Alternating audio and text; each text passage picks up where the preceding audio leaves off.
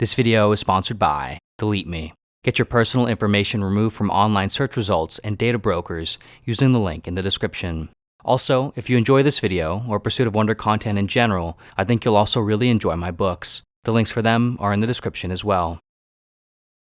This was Cam and his girlfriend Maria's third time moving to a different city in the last 4 years.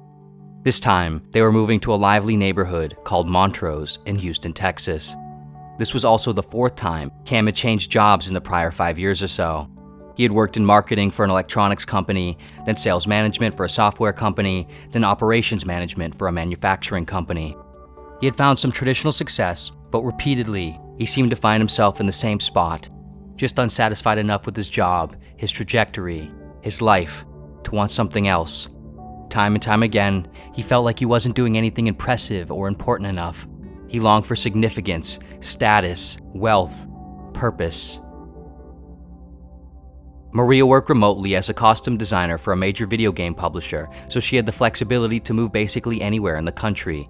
She enjoyed her job and planned on staying, but like Cam, she also sought excitement and newness and a greater sense of something else that they could never quite pin down but felt was missing. And so, she was on board for another move.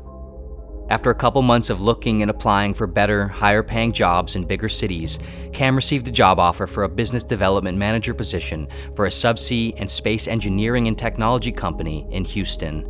Without any hesitation, he took it, and he and Maria planned their move. Now, several weeks later, they were settling into their new condo in Montrose, unpacking and organizing their stuff. They brought everything with them. The second Monday after moving in was Cam's first day. He drove into the industrial park where the business was located, walked into the large building, and started anew, again. After work, Cam returned home, spent some time finishing unpacking, then relaxing, eating, and sleeping. This mostly repeated for the rest of the week.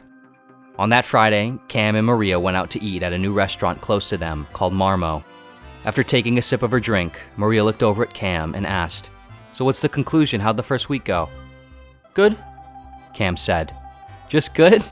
No, like it's been good. Fairly typical so far.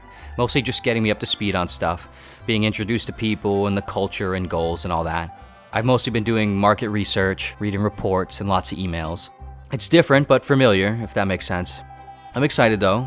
Should be a really great jumping off point for something even better in the future. "That's awesome, babe," Maria said. "Yeah," Cam responded. The rest of the weekend and subsequent week rotated right by, similar to the last. On the following Saturday, while cleaning up the kitchen, Maria blurted out to Cam, "Oh my god, it's endless." "What?" "The dust. I feel like we just cleaned this place, and it's already filthy again. Where does all the dust even come from?" "I know, seriously," Cam responded. "It's an eternal fight against dirt and dust always win," she said with a somewhat humorous tone. "Yeah, I guess we must be dusty," Cam said in a similar tone. "Hey, we should go for a walk around the neighborhood a little bit," Maria said, changing the subject. "Yeah, I'm down. When do you want to go?" "How about in like 15 minutes? "Sure, yeah, sounds good.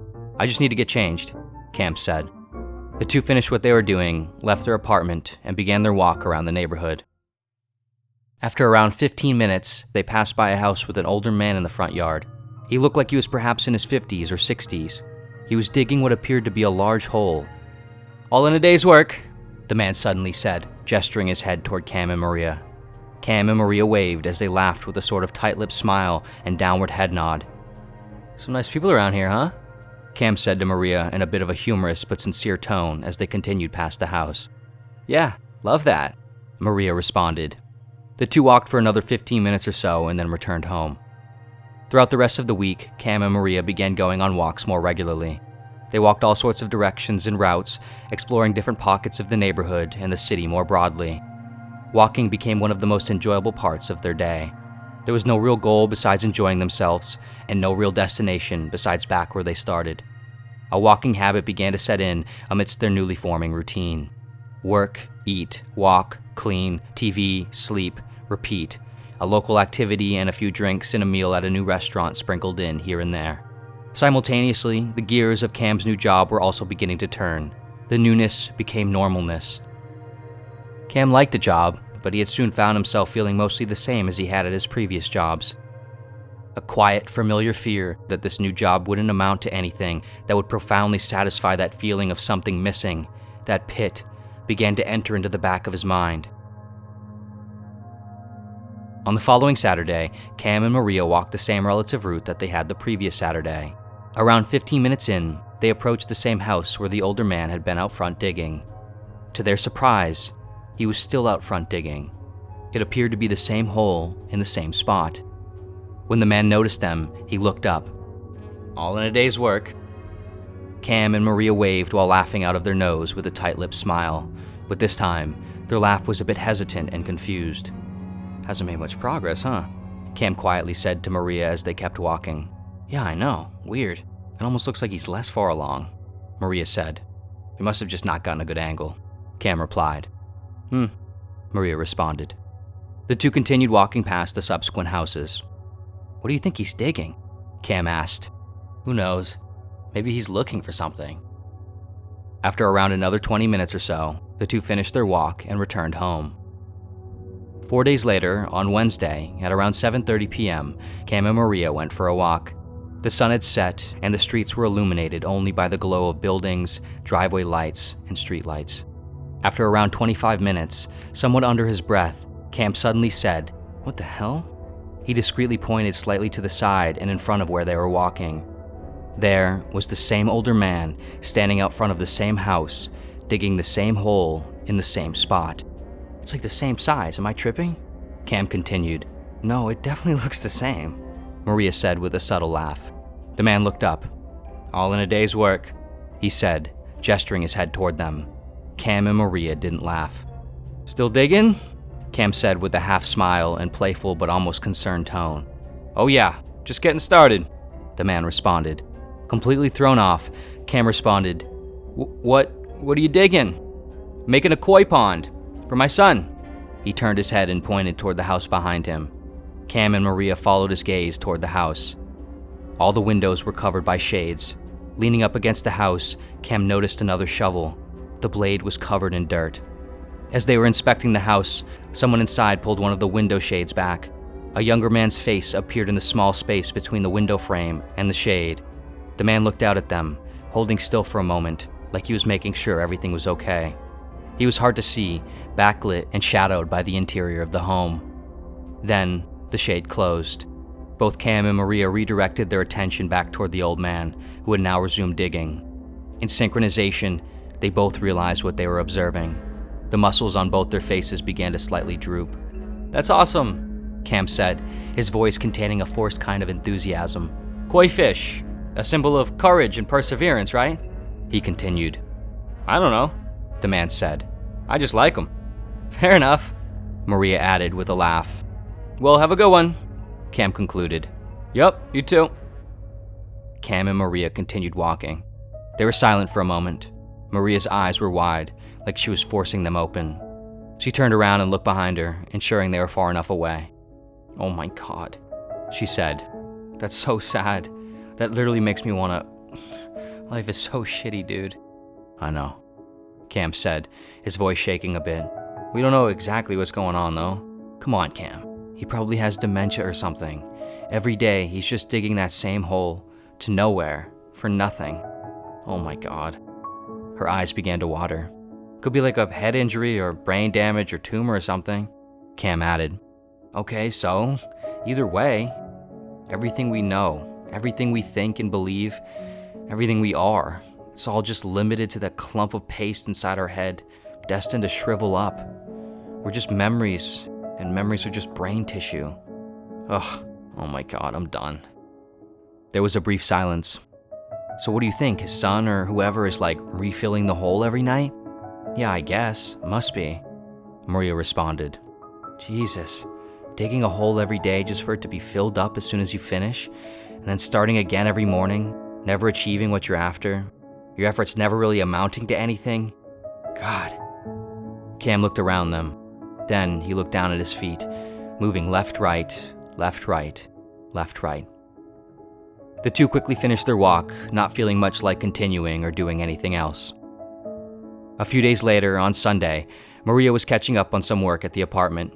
Cam spent most of the afternoon cleaning, organizing, watching some TV, and walking around the neighborhood by himself.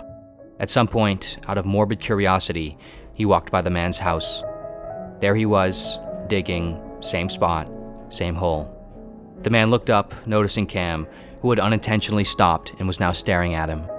"All in a day's work," the man said as he nodded. "Yeah," Cam said, "all in a day's work." Cam continued standing there for a moment. It must have been long because the man looked up again. "Beautiful day, isn't it?" the man said, looking up at the sky. "Just gorgeous." He seemed completely sincere. Then he continued digging. Cam forced a smile and nodded yes. "Yeah, it is," he said, mostly to himself. Then he continued walking. Later that night, while eating dinner with Maria, Cam said, "Maybe that guy, the guy who digs in front of his house, maybe he's happy. As much as anyone can be, at least." Maria swallowed her food and looked over at Cam. "Maybe," she said, not so sure about it. "I want to imagine he's happy at least," Cam said. "What good is imagining? It's what's real that matters, right?" "Yeah, I guess you're right. He seemed happy to me today, though, when I walked by." "Oh yeah? Well, that's a nice thought. Maybe he is. Maybe because he believes there's hope, that eventually he'll finish digging and the koi pond will be complete. I wonder if somehow he could know that it wasn't. Could he ever be happy then?" Cam paused for a moment. Maybe. Maybe one can accept that truth, and maybe accepting that truth, in a way, conquers it. It's not like he's doing anything different either way, whether it ends up being finished or not. In his head, today, he's just digging. Maybe it's all just in our heads. "What do you mean?" Maria interrupted. "Maybe even if one knows that by nightfall, their task, their project, their life will surmount to hopeless and futile efforts, endless digging, they can still look around and see that it's a beautiful day. They can still be with people they love. They can still be present in what they're doing. They can still try. Maybe one simply must try to be happy." Maria said. "I like that." She took another bite of her food. The next day, on Monday, Cam intently kissed Maria goodbye in the morning and left for work. On his drive, he observed all the houses and businesses, the different architectural styles, the cars and people, the patterns, the colors, the sensations. He played one of his new favorite songs. He rolled the window down and felt the air and sun on his skin. Then, he laughed.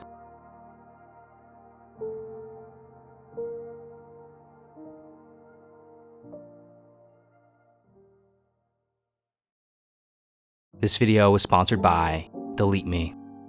As someone who covets their privacy, it can be incredibly frustrating and difficult dealing with maintaining it online, especially as someone who's online in so many ways. Personal information is so strangely vulnerable on the internet. Without your consent, it can be actively collected by companies known as data brokers and then sold to third parties. Their product is your personal information. Having things out there like your home address, contact information, and financial records is not only disconcerting, but it can lead to real things like fraud, harassment, and scams. You can remove all this information, but it's incredibly time-consuming, confusing, and is like playing an endless game of whack-a-mole. Delete Me, however, solves this problem, and essentially just unplugs the game for you. Delete Me is a subscription service that removes your personal information from hundreds of data broker websites for you. It's super easy to use and makes the process simple. All you have to do is submit what personal information you want removed, and in 7 days, you'll get a privacy report from Delete Me showing what was found, where, and where it was removed. Then, every 3 months, you'll continue to receive reports with updates. This is perhaps one of the best parts of Delete Me's service. Their software and team of experts automatically continue to monitor sites and repeat removals for you, and you can submit custom removal requests at any time. On average, Delete Me finds and removes over 2,000 pieces of data for a single person in their first 2 years. So, if you want potentially 2,000 pieces of your personal, private information to remain personal and private, sign up to Delete Me using the link in the description and use code WONDER20 at checkout to receive 20% off. And of course, as always, thank you so much for watching in general, and see you next video.